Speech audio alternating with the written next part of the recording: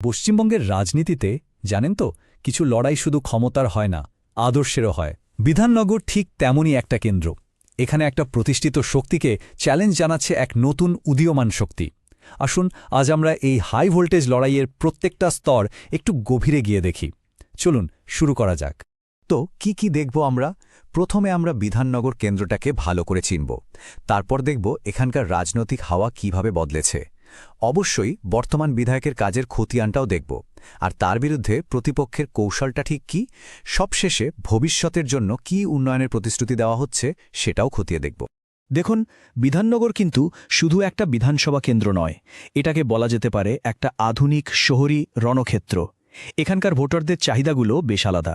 তারা শুধু রাস্তা বা জল চান না, তারা চান একটা উন্নত মানের জীবনযাত্রা আর ভবিষ্যতের জন্য একটা স্পষ্ট দিশা। আর ঠিক এই কারণেই এখানকার রাজনৈতিক লড়াইটা এত ইন্টারেস্টিং। এটা কোনো গ্রামীণ এলাকা নয়, এটা মাথায় রাখতে হবে। এখানকার অর্থনীতি মূলত পরিষেবা আর আইটি শিল্পের ওপর দাঁড়িয়ে। তাই স্বাভাবিকভাবেই এখানকার মানুষের রাজনৈতিক প্রায়োরিটিগুলো একদম অন্যরকম। চাকরি, ভালো পরিকাঠামো আর আধুনিক জীবনযাত্রার মান, এগুলোই এখানকার আলোচনার মূল বিষয়। আচ্ছা, এবার যদি একটু জনসংখ্যার দিকে তাকাই, সংখ্যাগুলো কিন্তু বেশ গুরুত্বপূর্ণ। এখানে প্রায় ৭৪% হিন্দু আর ২৬% মুসলিম ভোটার। তার মধ্যে আবার প্রায় ২২% তপশিলি জাতির মানুষও আছেন। এই যে সামাজিক বিন্যাস, এটাই কিন্তু ভোটের ফলাফলে একটা বড় ভূমিকা পালন করে, কারণ বিভিন্ন সম্প্রদায় বিভিন্ন রাজনৈতিক বিষয়কে স্বাভাবিকভাবেই বেশি গুরুত্ব দেয়। কিন্তু জানেন, এই ঝাঁ চকচকে বহুতলের নিচে একটা সাধারণ অথচ গভীর সমস্যা লুকিয়ে আছে, আর সেটা হলো জলজমা। প্রতি বর্ষায় যখন রাস্তাঘাট ভ্যানিশ হয়ে যায়, তখন এই জলাবদ্ধতা আর ব্যর্থ নিকাশি ব্যবস্থা এখানকার সব শ্রেণীর মানুষকে, সব সম্প্রদায়কে এক লাইনে দাঁড় করিয়ে দেয়। এটাই তাদের সবার সবচেয়ে বড় অভিযোগ। তো এই প্রেক্ষাপটে রাজনীতির হাওয়াটা ঠিক কীভাবে ঘুরল, চলুন এবার সেটাই দেখি। গত দুটো নির্বাচনের মধ্যে এখানকার রাজনৈতিক পট যে কতটা বদলে গেছে তা না দেখলে বিশ্বাস হবে না। আর এই পরিবর্তনই বিধাননগরের লড়াইকে এত আকর্ষণীয় করে তুলেছে। ২০১৬ সালের সঙ্গে যদি ২০২১-এর তুলনা করি, তাহলে দেখব তৃণমূলের ভোট বাড়লেও বিরোধী পরিসরে একটা বিরাট ওলটপালট হয়ে গেছে। কংগ্রেসের ভোট প্রায় নিশ্চিহ্ন হয়ে গেছে বলা চলে, আর সেই ফাঁকা জায়গাটা পূরণ করে প্রধান বিরোধী শক্তি হিসাবে উঠে এসেছে বিজেপি। এই স্লাইডটা দেখুন, ব্যাপারটা আরও পরিষ্কার হয়ে যাবে। বিজেপির ভোট বেড়েছে প্রায় ২৮%, আর কংগ্রেসের ভোট কমেছে ৩০%রও বেশি। মানে এটা পরিষ্কার যে কংগ্রেসের ভোট ব্যাংকটাই বিজেপির দিকে চলে গেছে, আর সেখানে তৃণমূলের ভোট বেড়েছে মাত্র ৪%। আর এই বিপুল ওলটপালটের পর জয়ের ব্যবধানটা এসে দাঁড়িয়েছে মাত্র ৮,০০০-এ। ভাবুন একবার, এই সামান্য ব্যবধান কিন্তু শাসক দলের জন্য একটা বড়সড় সতর্কবার্তা, আর প্রতিপক্ষের জন্য একটা নতুন আশা। বিধাননগর এখন এমন একটা কেন্দ্র যেখানে যে কোনো কিছুই হতে পারে। এবার আসা যাক ইনকামব্যান্টের কথায়, মানে যিনি এতদিন ধরে দায়িত্বে আছেন তার কাজের খতিয়ানটা ঠিক কী রকম। একজন ৪ বারের বিধায়কের শক্তি আর দুর্বলতা দুটোই আমরা একটু খতিয়ে দেখব। সুজিত বসুর সবচেয়ে বড় শক্তি অবশ্যই তার অভিজ্ঞতা আর ক্ষমতা।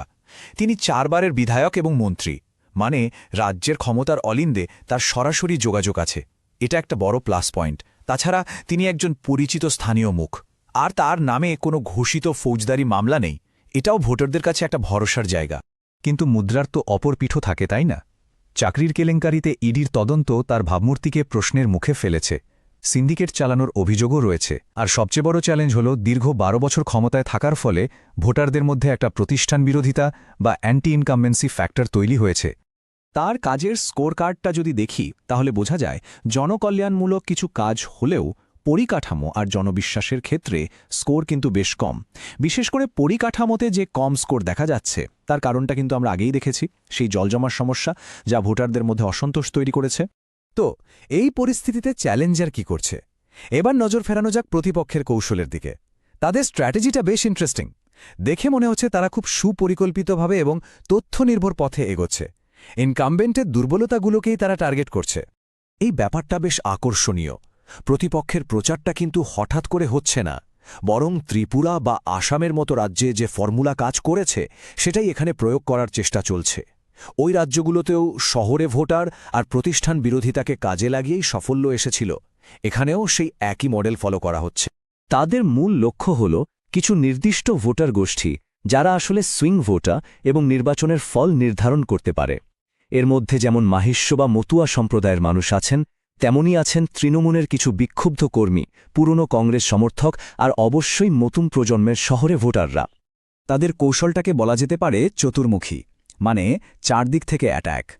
একদিকে যেমন দুর্নীতির অভিযোগে আক্রমণ শানাচ্ছে, তেমনি অন্যদিকে স্থিতিশীল আইনশৃঙ্খলা বা নারী সুরক্ষার মতো পজিটিভ প্রতিশ্রুতিও দিচ্ছে। আর এর সঙ্গে যোগ হয়েছে আধুনিক ডিজিটাল প্রচার, যা নতুন প্রজন্মের ভোটারদের কাছে পৌঁছানোর জন্য খুব জরুরি। শেষ পর্যন্ত তো লড়াইটা প্রতিশ্রুতির। তো কে কি সমাধান দিচ্ছে আসুন দেখি। এবার আমরা শেষ পর্বে চলে এসেছি, যেখানে আমরা দেখব এলাকার সমস্যার সমাধানের জন্য কোন পক্ষ কী ধরনের নক্কর উন্নয়নের প্রতিশ্রুতি দিচ্ছে। প্রতিপক্ষ শুধু করে দেব বলছে না, একেবারে সময় আর বাজেট বেঁধে একটা পরিকল্পনা পেশ করেছে। যেমন 18 মাসের মধ্যে নতুন নিকাশি ব্যবস্থা, 24 মাসের মধ্যে 5000 চাকরির সুযোগ সহ ইলেকট্রনিক্স পার্ক, আর 30 মাসের মধ্যে নিউ টাউন থেকে বিমানবন্দর পর্যন্ত একটা নতুন ফ্লাইওভার। এই উদ্ধৃতিটা আমার মনে হয় বিধাননগরের লড়াইয়ের মূল সুরটা খুব সুন্দরভাবে তুলে ধরেছে। এক কথায় যদি বলি, লড়াইটা হল শাসক দলের নেতৃত্বের ওপর মানুষের ক্ষীয়মান আস্থা বনাম বিজেপির ক্রমবর্ধমান সাংগঠনিক শক্তি আর স্থানীয় নেটওয়ার্কের।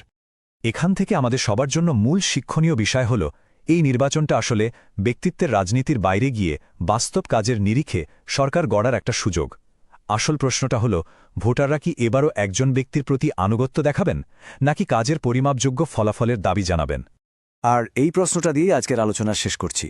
বিধাননগরের মতো একটা শহুরি কেন্দ্রে, যেখানে ভোটাররা অনেক বেশি সচেতন, সেখানে কি উন্নয়নের একটা সুস্পষ্ট ব্লুপ্রিন্ট ব্যক্তিত্ব বা মেরুকরণের রাজনীতিকে হারাতে পারবে? এই হাইভোল্টেজ লড়াইয়ের উত্তরটা সময়ই দেবে।